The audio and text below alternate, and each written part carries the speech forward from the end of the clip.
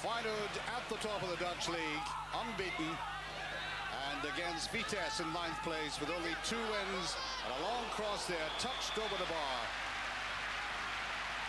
Eddie de Goey, the tallest goalkeeper in Dutch football, getting up a deflection there, manages just to get in. The pressure's still on though, Vitesse playing excellently in this game. Another corner kick.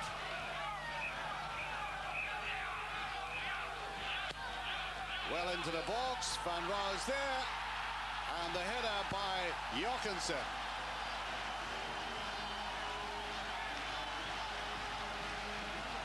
So Vitesse surprisingly one up against the leaders, and this inspired them to more attacking.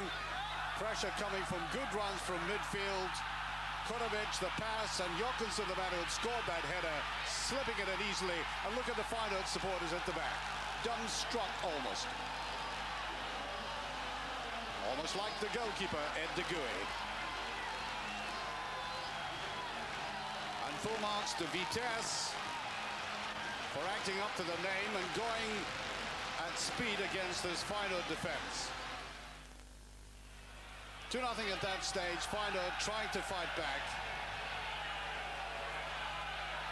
But the ball played through the middle again, a very lukewarm defense as Mackay takes it away to the side. A difficult angle for him, but he finishes off in great style, 3-0. And a very perplexed Ed de Goey. He can hardly believe that that defense in front of him, with the great Ronald Koemans there, has become so vulnerable, and perhaps Koemans is now, as you can see here, slightly creaking at the joints. Certainly didn't run too hard after that. And now as Koeman goes in here, always a creative player, but a little too clever by half that time. Ball in by Van der Cross, the volley by Van Rooij, and so lucky to avoid another goal. De Goey didn't know what that was. Into the second half.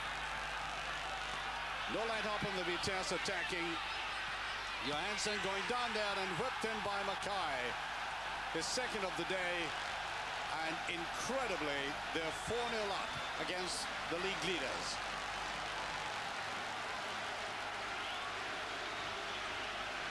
No chance for de Goey. Brilliantly finished by Mackay. Mackay, a man, of course, many teams have been seeking for a long time. Nice little touch there. And the ball flicked in eventually. Sanchez getting a touch to make it 4-1. And one thing you cannot criticize that man for, Koeman, is his excellence with a long pass. It pays off there. Sanchez, the goal scorer. And now Van Wonderen fouled by Van Rooij. And indeed in such a way that it brings a little diplomatic encounter between Koeman and Wonderen. I think Koeman may have been muttering something ungentlemanly beneath his breath, but as the ball comes out from the rebound, Schultmann gets his foot behind it to make it 4-2. But all a little bit late for the league leaders.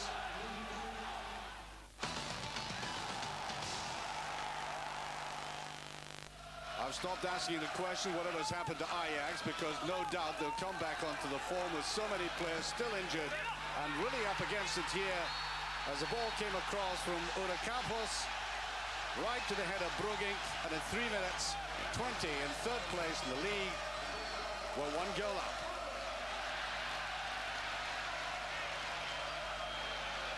Well, as a gentleman, I watched the free kick whiz past in the Champions League the other night in the Amsterdam Stadium. And perhaps he admired that save as Overmars crossed him a sample for Boschke to make. An excellent lean to the side. Brugink going down the left, looking inside for Bosman.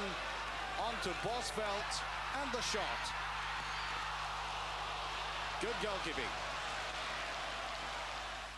Van der Sar very quickly out there, and the counter-attack, and there's a dreadful foul there. Bosveld coming right in Overmars, and I think if you see the slow motion replay, you'll be demanding we put up X certificates now for Eurogoles.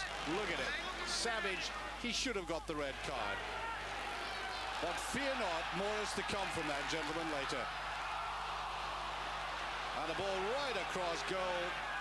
It should have gone in. Van der Sar got a touch. And once again, the legs come out by a goalkeeper having an outstanding game. Now Babangida, one of the fastest players on the face of the earth, but his finishing, as we saw the other night when he missed incredible chances for Ajax in the Champions League, leaves a lot to be desired. But now, bringing up Bogard as he did the other night against Grasshoppers. And then a little flick there eventually by Babangida. And just past the post.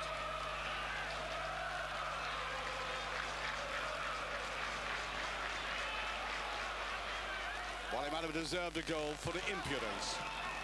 Still the pressure going on. Ajax trying to save this. And 10 minutes from the end of the Champions League game, they brought up Bogard. It seemed an un-Ajax-like ploy, but there was a red card for the man I said should have gone off in the first place. Bosveld. And this time it paid off. Bogard getting his head to that ball just before the end of the game, making it 1-1. A very versatile player. I've seen him playing down the left-hand side in attack for Ajax as well in the Champions League.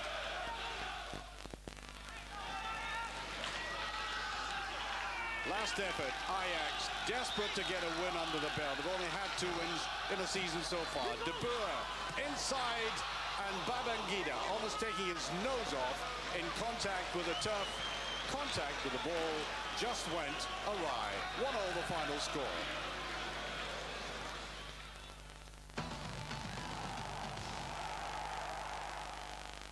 And now I will say whatever's happened to PSV. They started the season brilliantly. They've had a loss and a draw in the last games.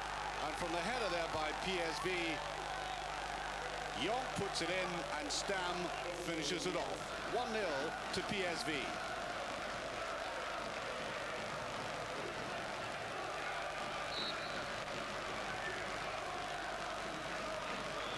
Gliding in with that immaculate right foot of his. Good decoy run just in front of Stam. And in it goes. And exactly 1 minute later, the ball put down there neatly to Van Loon to Mols, and it was 1 each. And as the rain lashed down, at least an expression of delight on the faces of the coaches of Utrecht. A modest club in a lowly place in the league. PSV, remember, had drawn and then lost the last couple of games. And there is a dreadful mistake here by Newman, Dutch international. Nicely finished off by Van Loon.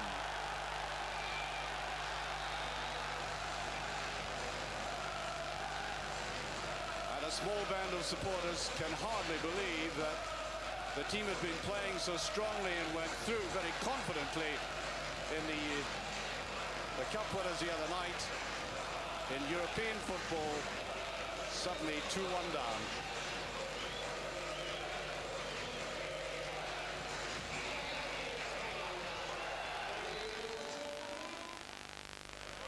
Something to smile about for PSV. Well, it came from a Belgian foot. Look, Nielisch again. Now the top scorer in Holland. That was his 7th goal of the season. And it brought relief all round to the PSV entourage. Excellent and very typical finishing by this strong player. 2-2 the final score. Nancy in wide bottom place against Bastia in 2nd place. Bastia going very strongly in the lead, but suddenly in 1 minute, Phil Gray going through there to score the opening goal. Wonderful start there. And The Irishman with plenty of experience shows up later in another incident. Moravcik brought down in the penalty area by Schimmel, and Drobniak, France's leading goal scorer, scores his 7th of the season there from the spot.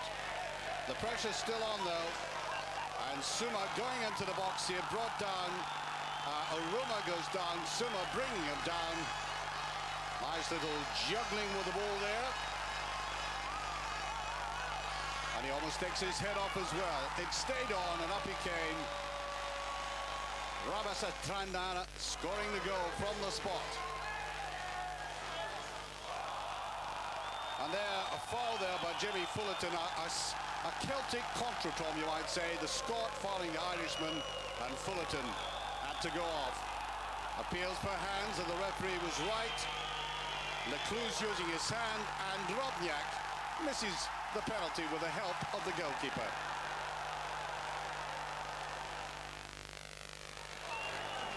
Bastia trying to fight back and eventually do it. Lovely header there, beautifully judged by Moravcik.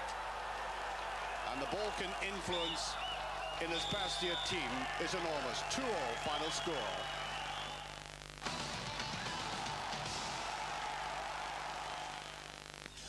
Jean-Pierre Papin used to be the hero of this stadium. One or two still remember him. A lot of others whistling in derision, feeling he let the side down by leaving to go to Italian football. And there's a wonderful shot there by Gralak.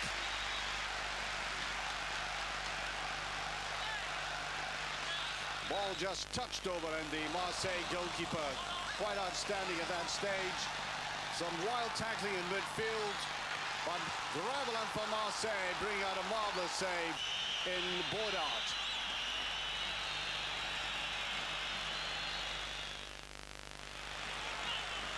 So Baudard looking for the break. Ibrahim Bar goes down the right wing. Looking inside. See if he can find Papin. Tries to go himself and almost takes the crossbar away. And it ended goalless.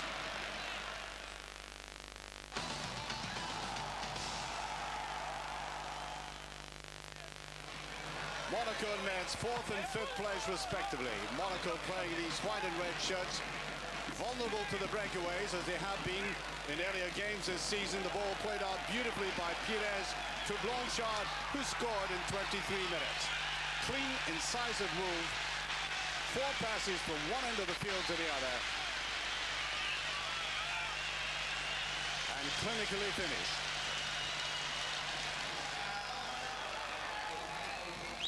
Economy of effort there by the visitors Metz, but it didn't last all that long.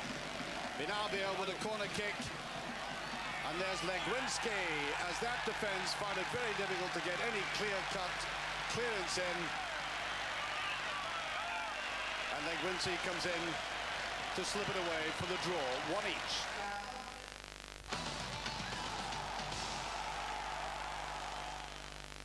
Lens in 8th place against Lyon in 6th. Lens on the attack. Across by Sikora, and Smyser, the Czechoslovakian player, the Czech Republic player, just narrowly off it. Then a long pass by Deveau. Julie goes through the defense. 18-year-old player slips it out there to Bardon. And he scores the only goal of the game.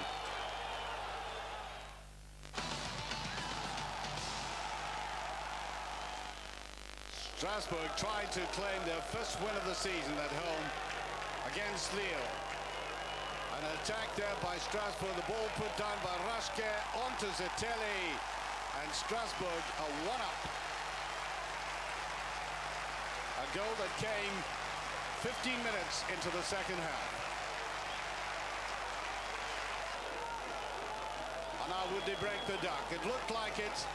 When 10 minutes later, Magogi centers, and Zitelli, the man who had scored the first goal, comes in to get his second, 4th of the season so far. Cutely nutmegging the defender. And so it was 2-0. Magogi very strong on the left. Again, at the base of this goal. This time, Zatelli with his hat-trick. The ball breaking kindly to him, and he picks it up.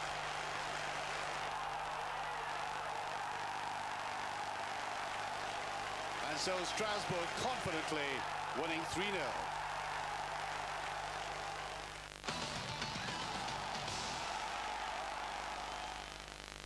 It's quite unprecedented. This famous club, Nantes, in the yellow and green here, have played 8 games without winning a game. Nobody's ever heard of it before this match.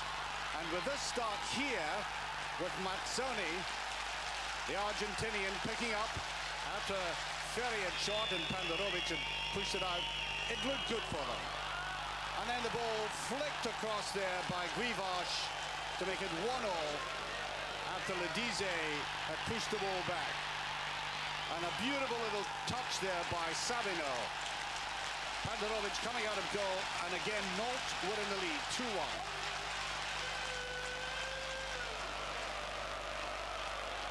But things are not going their way. There's hands there by Capron, and Guivarch drives in a ball that eludes the goalkeeper. A wicked deflection helping him out. Then a corner by Rekdal, the Norwegian international. Dreadful mistake by Lausanne. The first corner and the first goal. And Rouard scores the 3rd goal. Badly missing Casagrande in goal, but up they come right on the final whistle. Free kick by Ledize, the header by Da Rocha, and at least Nantes are stringing draws together.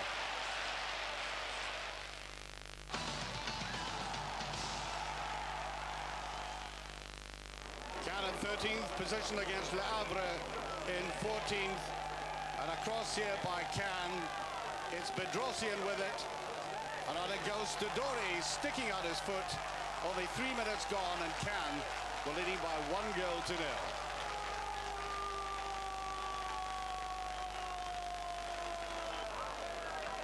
And as the long voice indicated that goal, they had to wait another 13 minutes for the next one. A strange goal. Marsiglia picking it up, finding it in, and the goalkeeper looked quite flat-footed. It ended up 2-0.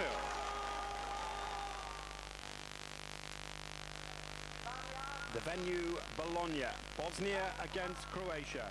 The Italian city has decided to play host to Bosnia for all their home games in the World Cup. Bologna also the city that was used for home games of San Marino against more popular opposition. Well, we join the match in the first half. There's no goals, with Bosnia in the white shirts and the blue shorts, and Croatia in their red and white checks. First yellow card, and it was Boban who was making the run and was blatantly blocked. So Boban with the free kick, and he's hit the bar. So the first scare, and Boban's free kick eluding Omorovic, and so nearly giving Croatia the lead.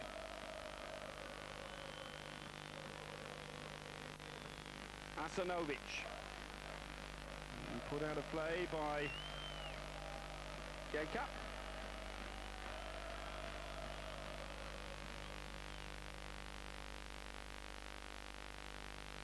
Corner to Croatia. It's a foul night in Bologna. The weather certainly putting off any of the neutral crowds that might have come. Now no flag here, and in the centre is Bilic, and that's his first goal for Croatia. 12 minutes gone, and Slavan Bilic, who's been in good form for his club West Ham, scoring in the last 2 matches against Barnet and Liverpool, finally gets a first international goal, and Croatia take the lead on 12 minutes. Boban supplied it, and Bilic got there ahead of Alan Boxey.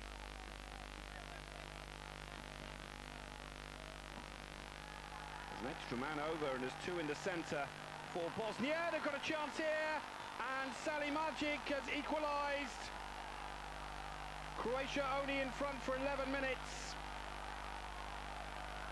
and suddenly life in this match 1-1, poor Croatian marking, and a clinical finish from Salimagic. Since the equaliser, Bosnia have really stepped up the pace. Asanovic for Croatia, who surely were expected to win this game comfortably. Boban's still down. I think the referee might take action in a second, and there could well be a second yellow card. It was a very late challenge, and Amir Teleknovic becomes the second Bosnian to receive a yellow card this evening. Right in front of the referee, who tried to play advantage.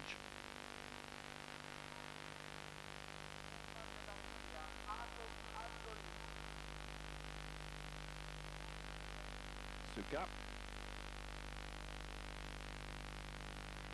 In Croatia, who've shown the more skill. This is Vlahovic. Great effort. 2-1 Croatia. And the man who was the hero of the Euro 96 game with the late winner against Turkey has scored an equally important goal here. Well, Bosnia were coming more and more into the game since the equaliser, but now Croatia have got in front, and Vlahovic, with an opportunist effort from the edge of the penalty area, gives Croatia a 2-1 lead.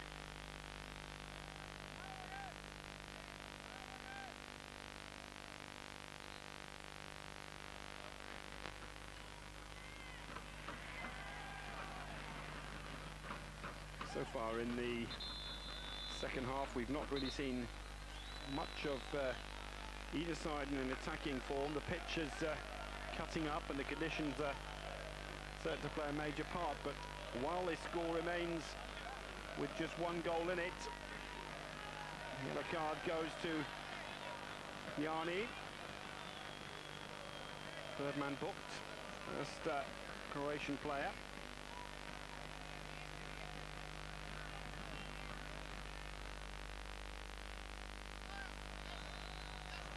This is Savic, and he was really caught late by Jani.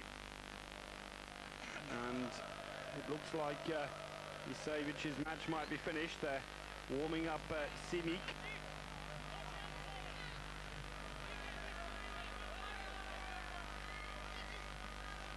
Ball in towards the edge of the area, driven in, brilliantly tipped over. Omarovic really had to be sharp there. Boban again, with a drive from distance, fully 30 yards, and that was going in.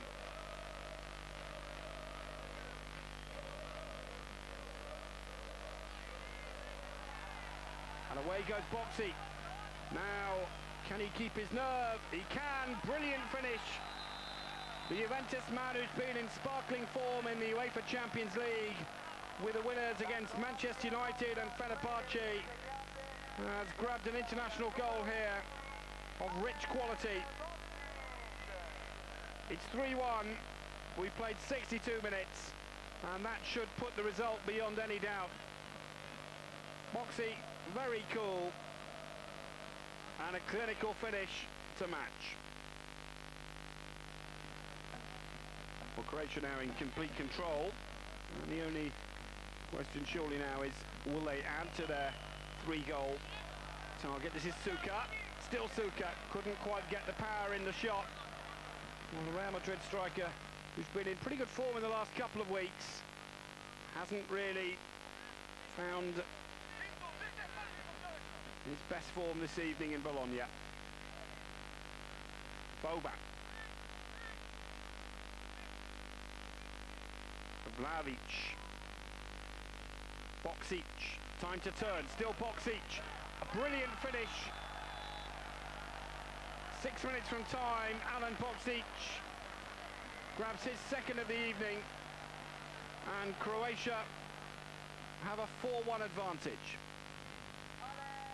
Well, it looked so simple, but it was the turn that took out 2 defenders, and a finish of rich quality, which means the final score is Bosnia 1, Croatia 4.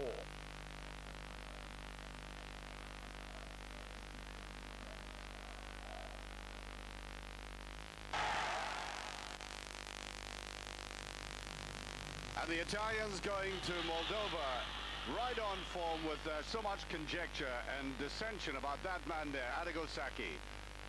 His team selection is always a matter of discussion and dispute amongst the Italian media, and he's admittedly gone for 3 attackers, changing the structure of his side, and hopeful that Chiesa, Ravanelli and Casaraghi up front will get the goals, as Casaraghi is brought down there right on the edge of the box, and there Ravanelli, number 11, unmistakable figure, and having a rampant season in the Premier Division, goes for it and does it.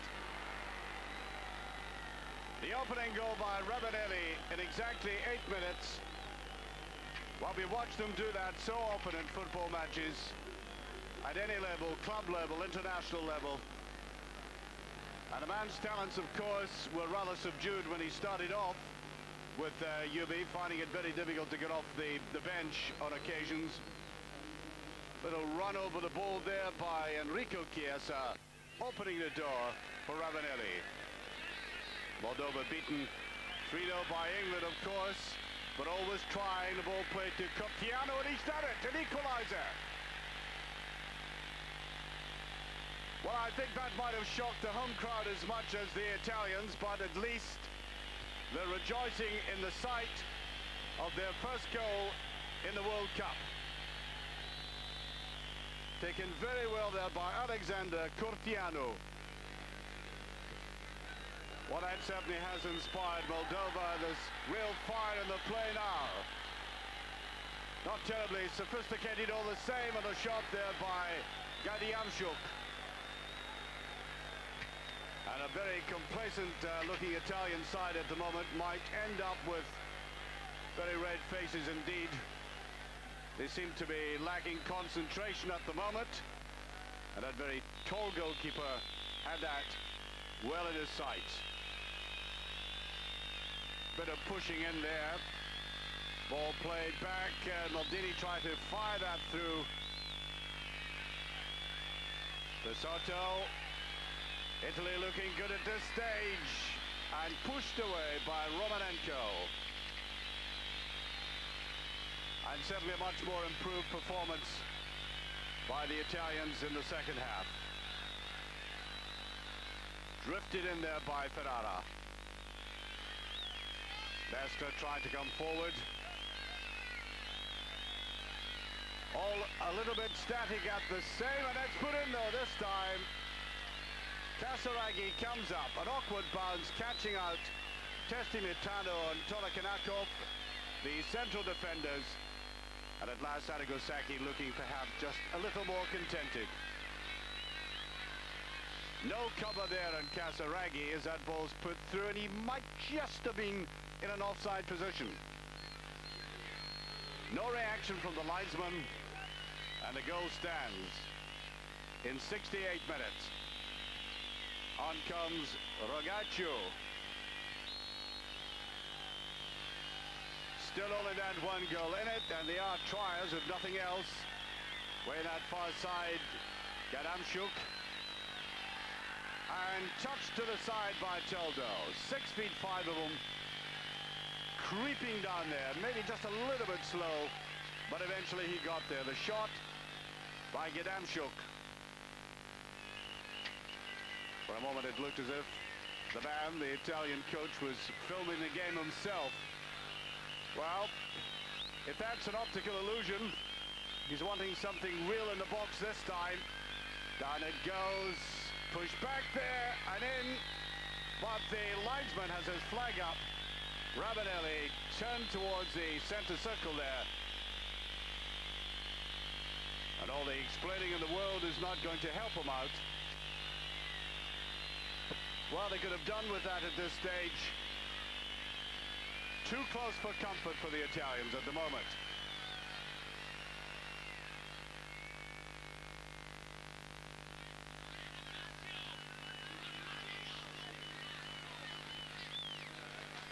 They're really beginning to trap.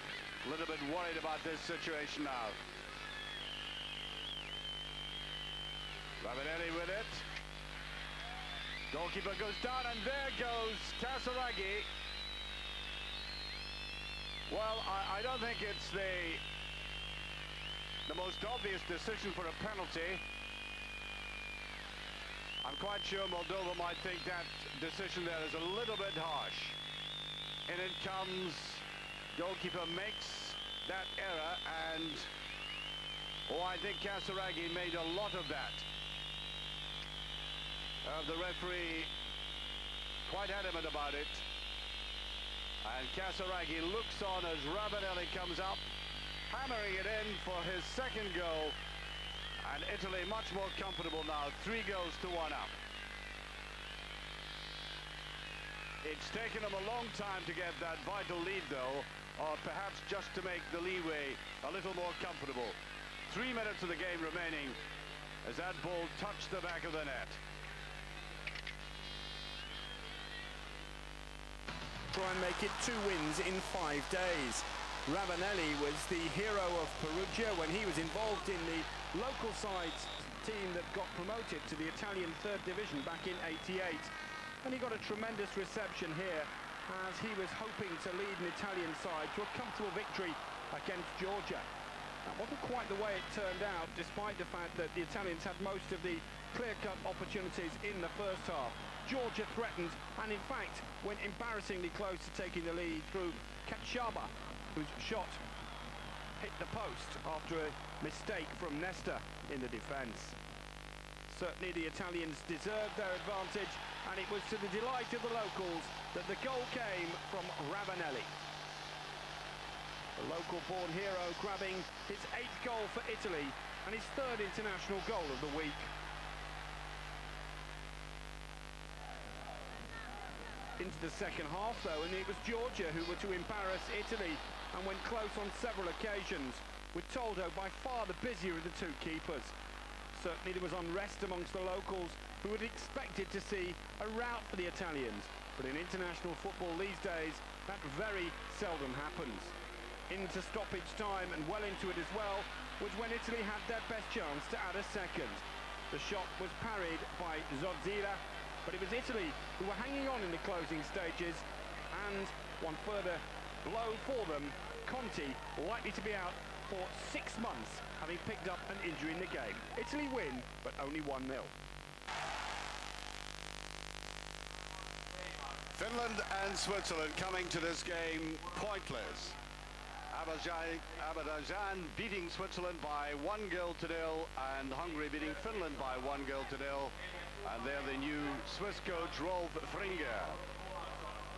Switzerland badly needing a performance now after disappointing in Euro 96, and of course Finland always on the fringes of European football with their new coach, Richard Moller-Nielsen, who did so well in winning the European Championship for Denmark. Denmark, of course, in their familiar red shirts, with a lot of talented players in the side, and playing the breakaway superbly well. With the ball just touched inside, and Switzerland, who look so excellent there in the attack, with Chapuisat picking it up, really going for goal. One of the great attacking players that Switzerland have produced.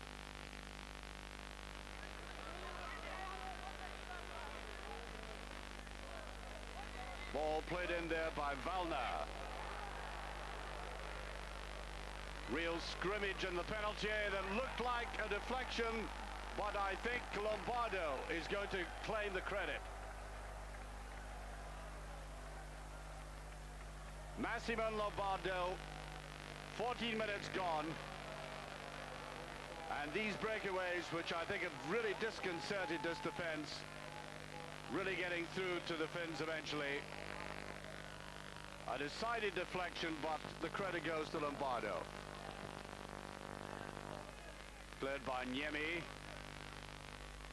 Way by Haas, playing in the right side of defense there for the Swiss. Now picked up. Chapuisat putting it through. And there's the second. Sforza picks it up very well. 34 minutes gone. And Switzerland distinctly in the lead now. 2 goals up. And a typical breakaway by the Swiss. The Inter Milan player finishing immaculately.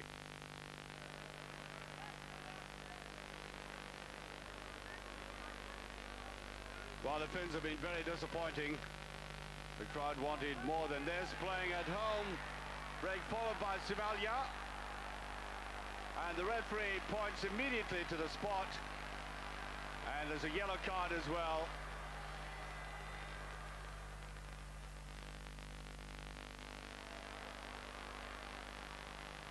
Swings round there, Henshaw's penalty kick. Simiala to take this himself and scores. 5 minutes from half-time. And Switzerland have been pulled back.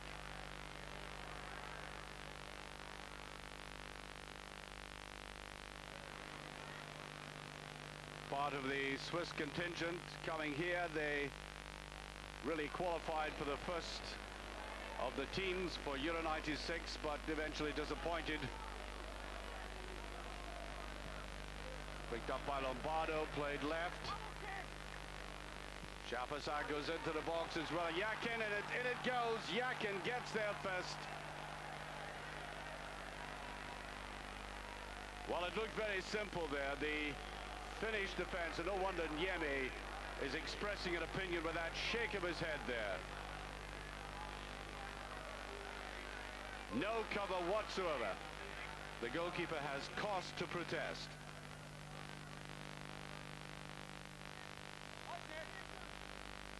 Well, Switzerland certainly looking very good at this stage. Ball cleared by Lindberg. Very good save that time by Niemi. Certainly, sports are renowned for his long shooting.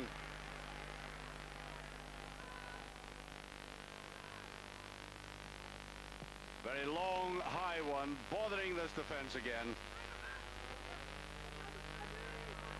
That's a very good save. Difficult ball to take.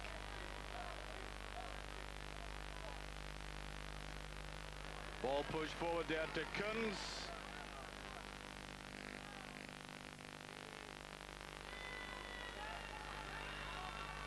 Now played out there by Mora.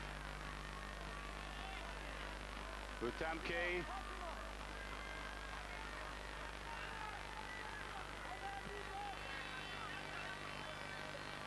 Kosikin. Substitute Kolya.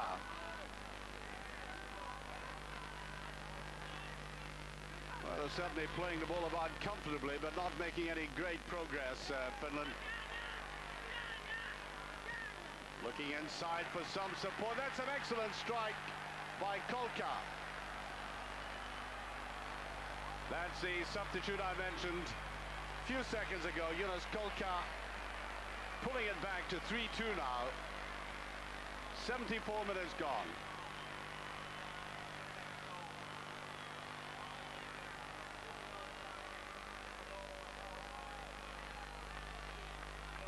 A really excellent strike this by them. The ball pulled back there. Clever play by Gronlund. And the goalkeeper, Pascolo, no chance.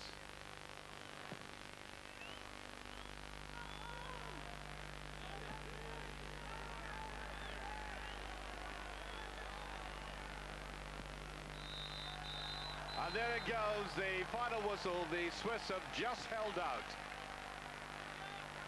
Well, they'll be delighted by that. Azerbaijan, as I said at the start, had beaten them by 1-0. So they get their first 3 points, their first win.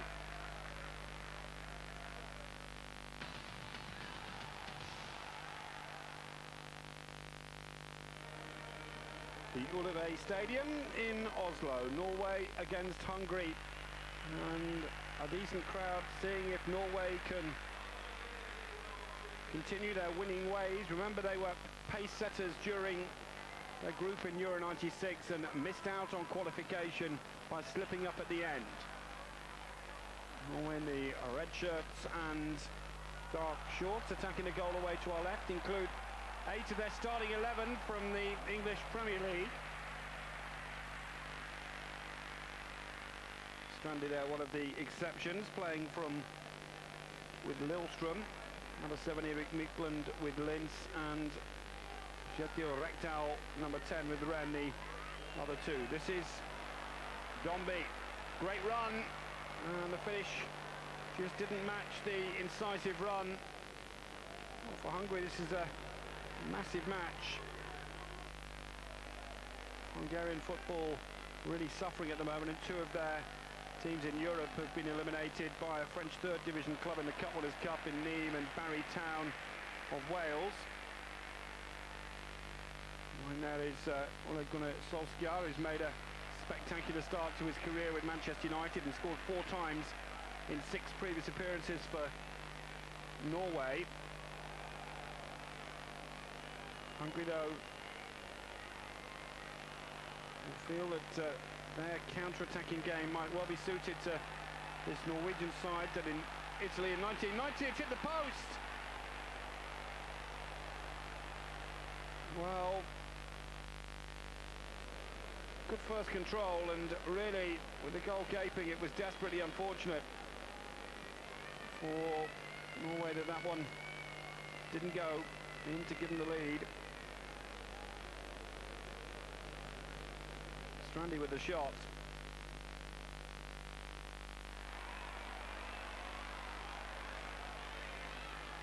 Tennis Rekdal.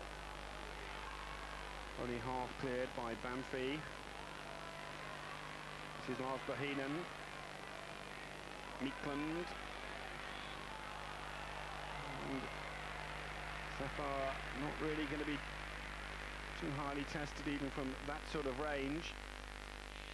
Egil Olsen, the coach of Norway, who's a great fan of the English Premiership. He comes over quite a lot and watches the games, and off comes Solskjaer to be replaced by Havard Flo. 64 minutes gone. Havard Flo plays for Werder Bremen. And the drive across the face of the goal on Igina Bjorneby. He scored his first goal for Liverpool on the opening day of the season against Middlesbrough, and also managed to score in Europe as well against Maipa. Ronnie Johnson. One of the 2 Manchester United players in the starting lineup, the only one on the field now, hitting the post there with that header. It looked a goal all the way with Safar committing himself. Here's Bohinen. That's a free kick. It's taken a long time for Norway to get themselves in this sort of position, and the home fans have been a little bit frustrated. 8 minutes remaining.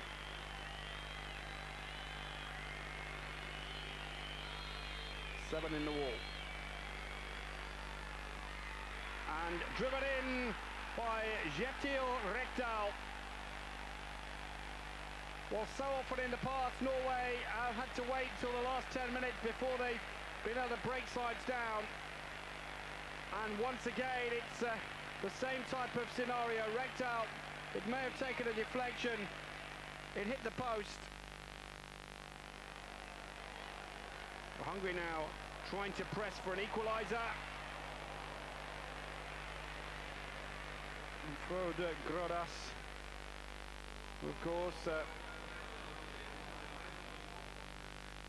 can't get into the Chelsea lineup. Well, Norwegian goalkeepers know all about that. Erik Thorsvest was quite often number 1 for his country, and yet Ian Walker was keeping goal for Tottenham, so it's not the first time that that's happened. Here's a chance, Rekdal. He scored when it came back to him. It's 2-0. Well, initially Flo had the first chance, and when it came back out, it was Rekdal from outside the penalty area who grabs his second and should have secured the points.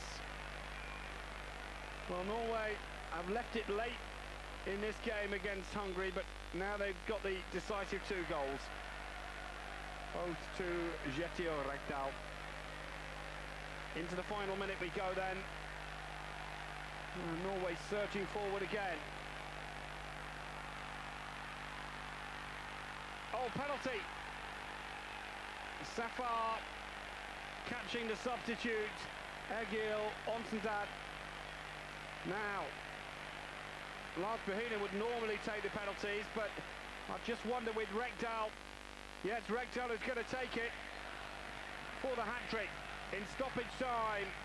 It's 3 for Norway in the last 10 minutes. It's 3 for Rekdal. And they've done it conclusively in the end after waiting until the 84th minute before they got their first goal. In the end, Rekdal has single-handedly given them 3 points with 3 goals as the final whistle goes. Norway 3, Hungary 0, and all 3 goals to Rekdal.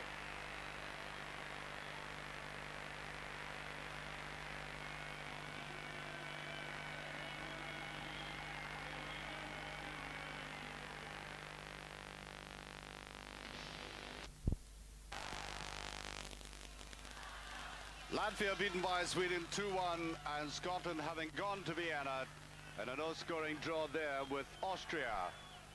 And Scotland immediately on the attack, and a free kick given. Darren Jackson, the Hibernian player, brought down. Scotland finding it very hard to get a mainstay striker in the team with so many injuries. Ali McCoist, Duncan Ferguson, both out of this game. And the captain of the side, the very talented Gary McAllister, the engineer of many of the moves in midfield, alongside John Collins there for this free kick, with a goodly number of Scottish supporters in the stadium. Always tricky occasions for any team to come to the Baltic. John Collins bringing it back and scores. Well, now, we've been critical of some of the free kicks taken recently in European football, and especially in Euro 96, but that is as cute a free kick as I've seen in a long time, and all credit to the Monaco player, John Collins. Watch this. McAllister runs to it. He looks as if he's going to pass to the side, drags his way, gives himself a little bit of an opening and slots it in. 18 minutes gone. McCall with a touch to him, and there's the ploy. McAllister drags a brick out of the wall, and through the hole it goes.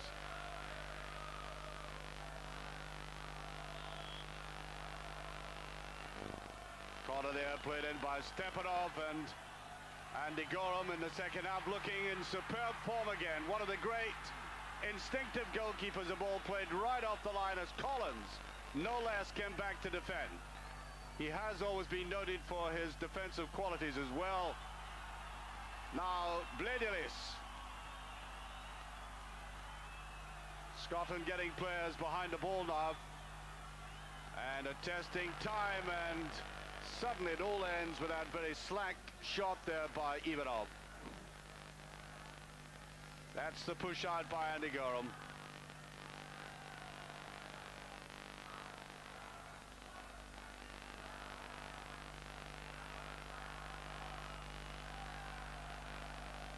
And good defensive work by John Collins.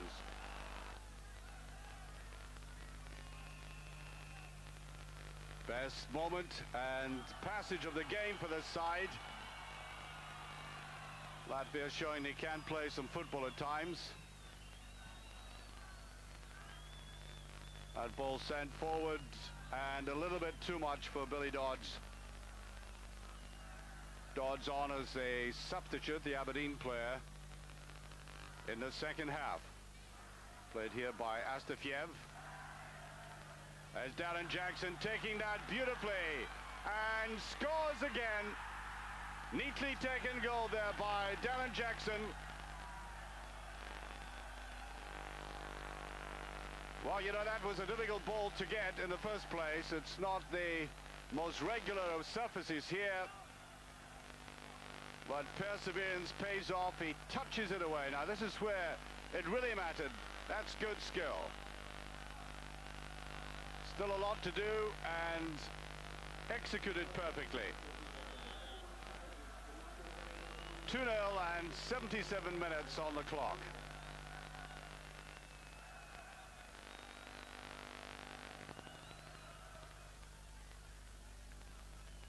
Stepanov again, playing well in midfield. Shevklapov. Now Ivanov. And that's a wonderful save there from Blederes. Well, that's the Rangers goalkeeper at his very best. Watch him getting down very quickly indeed. And that's how valuable he is to Scotland with the final score 2-0. Luxembourg are normally the whipping boys of European and World Cup football. Nevertheless, Bulgaria would have to treat them with the greatest respect, having gone to Tel Aviv in their opening game and been beaten by Israel by 2-1. So the Bulgarian side, with great experience and having had that wonderful competition in the World Cup, are now beginning to look like an aging side, depending on some of their established stars, with the notable exception of Stoichkov, who still refuses to play, having continued his joust with the coach Bonev. And the ball played right across there by Balakov, the man who scored in Israel.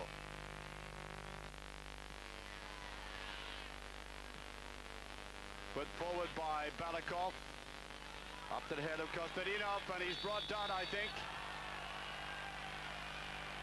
Yes, the referee runs to the spot, and there's a rather mild protest by the Luxembourg players.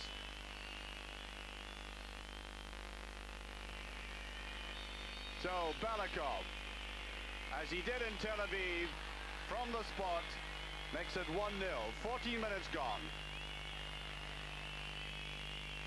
I think that will ease the tension in the Bulgarian ranks. It's not that they might have thought they would face as stern opposition as they did in Tel Aviv. Nevertheless, it's a game away from home, and that ball's put in by Cardoni, and it's in. Langas puts it in, and that lead by Bulgaria has only lasted 6 minutes.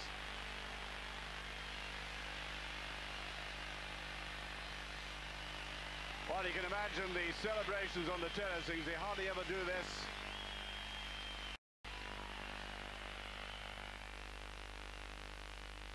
In off the post, but no chance for Mikhailov.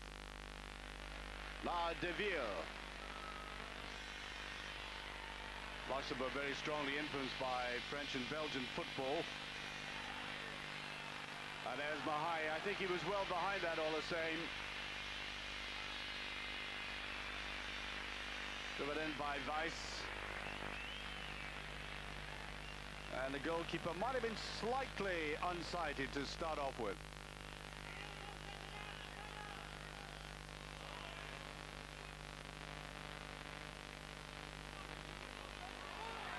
Oh, that's an excellent goal by Kostadinov. He took it well and made it look ridiculously easy. Just giving it added impetus and a new angle from the side of the head.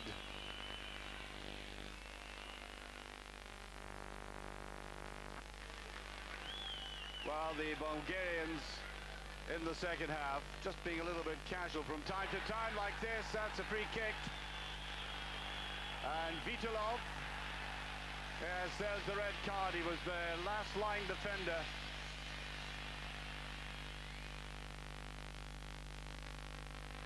And so, they may be upset even yet. Mikhailov down to that. Langa's getting it in again.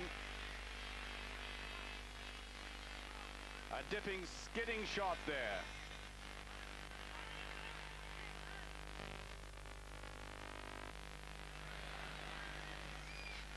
Well, Bulgaria, I think, will be delighted to hear the final whistle, which is most unusual for a visiting team coming to Luxembourg.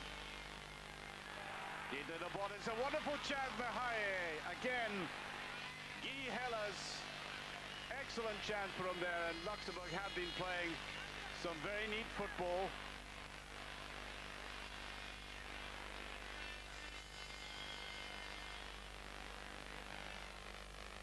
Just didn't quite get enough behind it.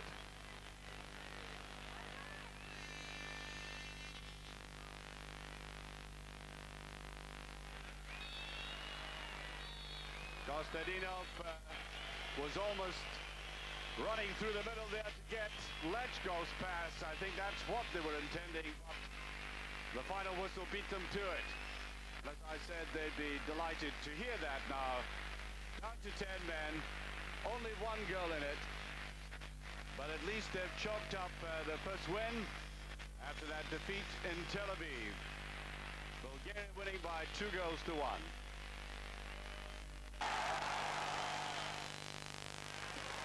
Now, Harlebeck are the form team in the division. They've got 5 wins in a row. Chidan are relegation candidates.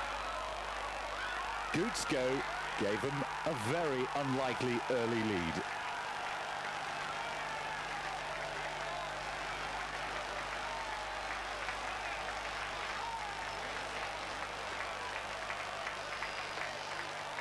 Three defenders and a goalkeeper. Should never score from there. Now, Polish international Kubic equalised right on half-time.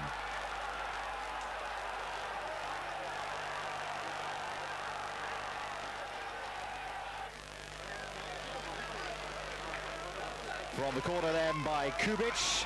Sanders is there. And just to touch it over the line, Verschelder.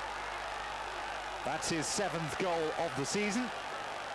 And it ensures 6 wins in a row.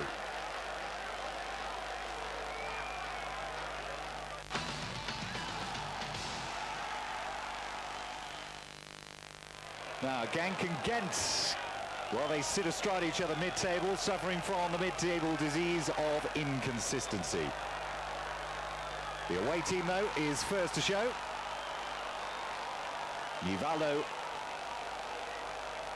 finding the defence in rather charitable mood with space, allowing just to run through and slot the ball home.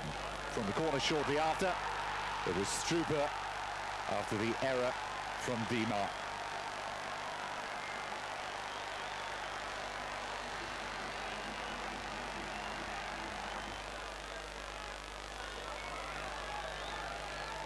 At this stage in the game, it was Ghent who were looking the more likely to take a lead.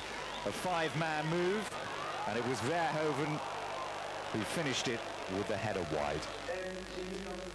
1-1 at half-time, and into the second half, a goal from a set play. Back at our corner.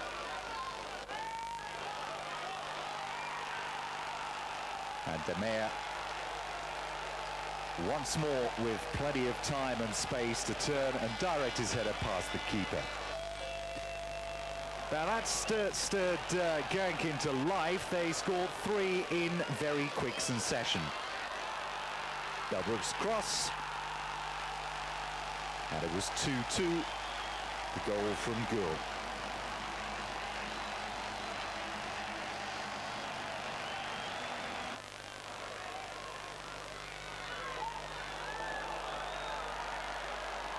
Eight minutes later, it was again Delbrug's cross, and it was met once more by Struper. 3-2.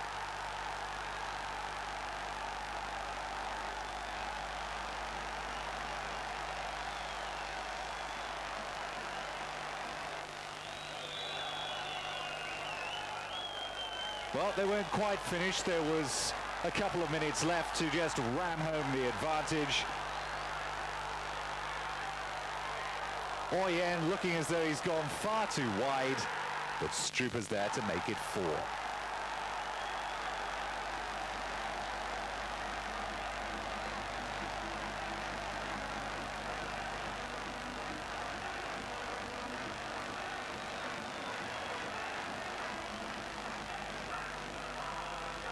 for European qualification this year. Things currently are going according to plan, and they continued to do so in this game.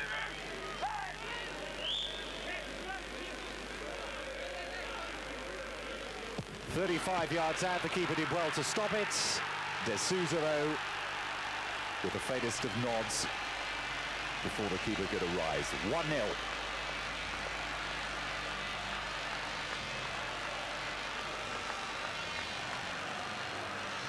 Clearly not enough players in the wall, and the defence very slow to react.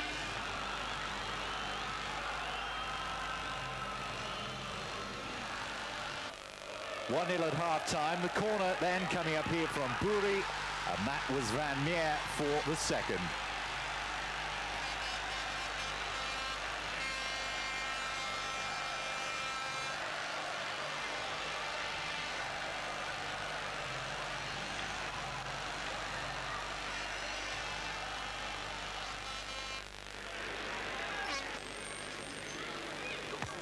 Lokeren really troubled very little in this game. Chance for handball there, but once again the keeper's nightmare game was complete. Substitute Hagedorn making it the S 3, Lokeren 0. The S goes 6th, Lokeren dropped to 10th.